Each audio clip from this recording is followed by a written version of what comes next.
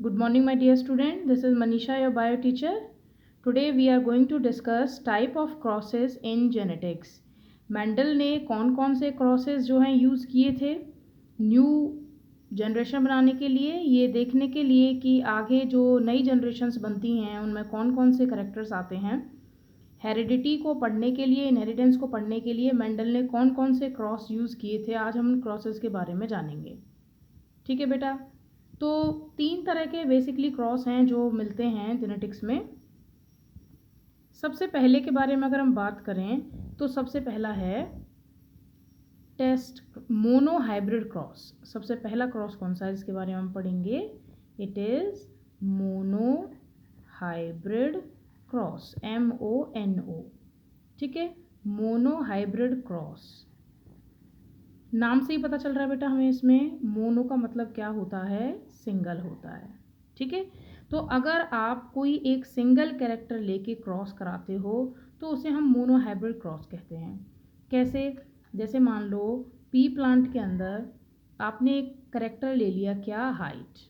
हम एक height character consider करके चल रहे हैं और इसमें अल्टरनेटिव ट्रेड्स जो हैं वो प्लांट्स में क्या बनेंगी कि एक जो प्लांट है वो टॉल हो सकता है, एक वैरायटी टॉल हो सकती है और दूसरी वैरायटी कैसी हो सकती है आपकी, ड्वार्फ हो सकती है। ड्वार्फ का मतलब होता है बौना या छोटा।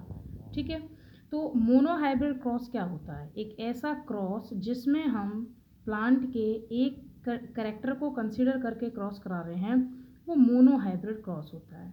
ठीक है, हमने एक कैरेक्टर ले लिया हाइट। हाइट में हमें 2 अल्टरनेटिव ट्रेड्स मिलती हैं प्लांट्स में देखने को। एक हो सकता है जो पी प्लांट है वो टॉल वैरायटी में हो और दूसरा जो है वो ड्वार्फ वैरायटी में हो। इन दोनों के बीच में अगर हम क्रॉस करा रहे हैं एक सिंगल कैरेक्टर हाइट लेके तो वो मोनो हाइब्रिड क्रॉस होगा। तो चलिए बेटा जानते हैं कि क्रॉस को करते कैसे हैं। सबसे पहले क्रॉस करने के लिए आप क्या लोगे, सबसे पहले हम लिखेंगे पेरेंट्स फिनोटाइप। क्या चीज़ लिखेंगे, पेरेंट्स फिनोटाइप।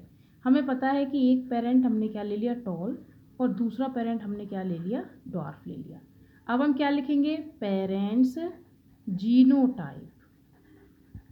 ठीक है, जीनोटाइप टॉल के लिए क्या बन सकता है, हम सबसे पहले जब भी क्रॉस कराते हैं हम प्योर होमोजाइगस कैरेक्टर्स को लेके क्रॉस कराते हैं। तो यहाँ पे होमोजाइगस कैरेक्टर क्या बन गया आपका, होमोजाइगस के लिए जो अलील्स हैं वो क्या हो जाएंगे, कैपिटल T, और रिसेसिव कैरेक्टर के लिए क्या हो जाएंगे, स्मॉल t।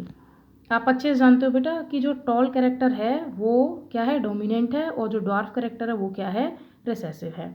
अलील्स ले लिया आपने, ठीक है ना। अब हम क्या बनाएंगे, अब आप अपने दिमाग में ये सोच के चलो कि रिप्रोडक्शन होता कैसे है। रिप्रोडक्शन तब होता है जब गैमीट्स बनती हैं। तो सबसे पहले हम क्या बनाएंगे बेटा, अब यहाँ पर अब नेक्स्ट हमारा स्टेप होगा गैमीट्स फॉर्मेशन। गैमीट्स इस प्लांट में जब बनेंगी, हम अच्छे से जानते हैं कि गैमीट में हमेशा हाफ नंबर ऑफ क्रोमोसोम्स आते हैं। कैसे आते हैं, हाफ नंबर ऑफ क्रोमोसोम्स आते हैं। ठीक है, तो इसमें हाफ नंबर ऑफ क्रोमोसोम्स आते हैं तो बेटा आप अच्छे से जानते हो कि जीन क्रोमोसोम्स पे ही होते हैं, तो जीन भी हाफ ही आएंगे।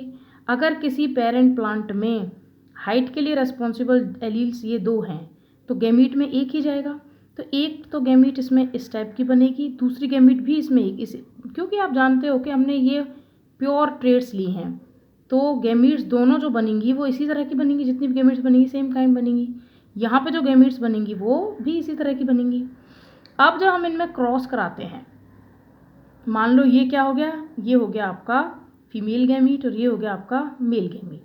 जब आप इनमें क्रॉस कराओगे तो जाइगोट जो बनेगा उसमें जो एलील्स आएंगे वो क्या आएंगे, कैपिटल T और स्मॉल t। ठीक है, अब ये क्या बना, कैपिटल T स्मॉल t, ये बन गई हमारी F1 प्रोजेनी, F1 जनरेशन। ठीक है बेटा, F1 में F का मतलब क्या है, फीलियल। इसे क्या मतलब है F का मतलब है फीलियल जनरेशन, फर्स्ट। ठीक है, ये पहली जनरेशन बनी है आपकी। अब इस फीलियल फर्स्ट जनरेशन में जो हमारा जीनोटाइप आया है वो क्या आया है, वो आया है टॉल, क्योंकि हमने मेंडल का लॉ ऑफ डोमिनेंस पढ़ा है और हमने उसमें ये पढ़ा है कि अगर किसी जाइगोट में अलील्स में एक डोमिनेंट आ रहा है और एक रिसेसिव आ रहा है तो आप अच्छे से जानते हो इस हेट्रोजाइगस कंडीशन में जो डोमिनेंट है वही अपने आप को एक्सप्रेस करता है। ठीक है, ये हेट्रोजाइगस कंडीशन बोली है मैंने क्योंकि दोनों डिफरेंट हैं, ये होमोजाइगस कंडीशन थी ये F1 जनरेशन हमारे पास बन गई। अब F2 जनरेशन अगर हम इसमें निकालना चाहें इस मोनोहाइब्रिड क्रॉस में, दोबारा हमें क्या लेने पड़ेंगे बेटा, पेरेंट्स लेने पड़ेंगे। मान लो इस बार हमने इनकी सेल्फिंग करा दी, सेल्फिंग मतलब इन्हीं जो नई प्रोजेनी हमारे पास F1 बनी थी उन्हीं के अंदर हमने क्रॉस करा दिया, तो हमारे पास ये आ जाएगा जीनोटाइप। अब गैमीट्स बनाएंगे तो इसमें गैमीट्स दो तरह की बनेगी, कैपिटल T बनेगी एक, तो एक बनेगी small t। Same kind of gametes हमें यहाँ पे नहीं ऑब्टेंड होंगी जैसे यहाँ पे हुई थी, और यहाँ पे जो आ जाएगी वो आपकी आ जाएगी capital T and small t। अब हम क्या करते हैं, F2 जनरेशन बनाने के लिए हम पुन्नेट स्क्वायर बोर्ड यूज़ करते हैं। रीनेट पुन्नेट एक साइंटिस्ट था जिसने हमारे इस क्रॉस को, इनहेरिटेंस को बताने के लिए, समझाने के लिए बहुत ही आसान सा मेथड यूज़ किया था। स्क्वायर बोर्ड बनाकर हम इजीली इन्हें क्रॉस कर सकते हैं। यहाँ पे आप मेल गैमीट्स ले लीजिए, यहाँ पे आप फीमेल गैमीट्स ले लीजिए।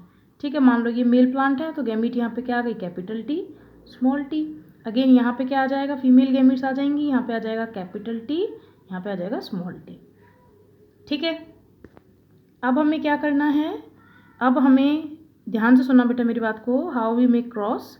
ये जो कैपिटल T है इसका हमें इन दोनों में क्रॉस करना है। पहले कैपिटल T को इसके साथ क्रॉस करना है, पहले इस बॉक्स में लिखना है, फिर इस कैपिटल T को इसके साथ क्रॉस करके इस बॉक्स में लिखना है।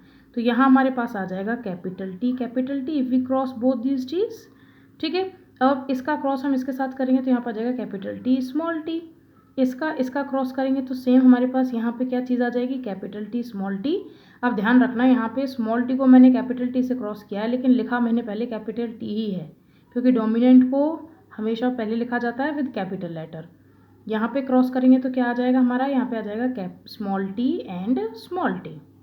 ठीक है बेटा, अब मुझे ये बताओ फिनोटाइप, आप अच्छे से जानते हो फिनोटाइप क्या होता है, एक्सटर्नल अपीयरेंस होता है। तो इन प्लांट्स में एक्सटर्नल अपीयरेंस कैसा आएगा, देखो ये कैसा बनेगा, टॉल, ये भी टॉल बनेगा, ये भी टॉल बनेगा, ये कैसा बनेगा, ड्वार्फ बनेगा। ये टॉल क्यों बना, क्योंकि दोनों टॉल के लिए रेस्पॉन्सिबल जीन है। ये टॉल क्यों बना, क्योंकि टॉल के लिए रेस्पॉन्सिबल जीन डोमिनेंट है वो एक्सप्रेस कर गया। ये टॉल क्यों बना, सेम वही केस है। और ये आपका ड्वार्फ क्यों बना, क्योंकि दोनों ही जीन्स क्या हैं, रिसेसिव हैं। तो फिनोटाइपिक अगर हम रेशो देखें इसका तो 3:1। ठीक है, 3 कैसे बनेंगे आपके यहाँ पे, टॉल बनेंगे इस तरीके से, ये 3 टॉल बनेंगे, और ये कैसा बनेगा आपका, एक ड्वार्फ बनेगा। तो फिनोटाइपिक रेशो कितना आ गया, 3:1।